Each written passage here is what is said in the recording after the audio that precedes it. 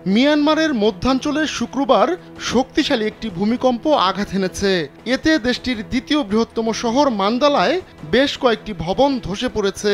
ভূমিকম্পের তীব্রতা এত বেশি ছিল যে পার্শ্ববর্তী দেশগুলোতেও তা অনুভূত হয়েছে। বিশেষ করে থাইল্যান্ডের রাজধানী ব্যাংককে কেঁপে ওঠে বিভিন্ন ভবন। ভূমিকম্পের কারণে ব্যাংককে শত শত মানুষ ঘরবাড়ি ছেড়ে বেরিয়ে আসেন।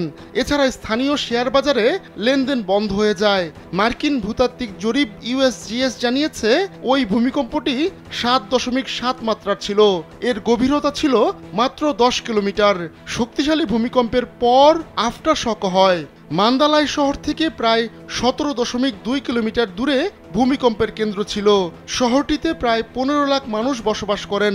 মিয়ানমারে কি ধরনের ক্ষয়ক্ষতি হয়েছে তা জানাতে পারেনি কর্তৃপক্ষ।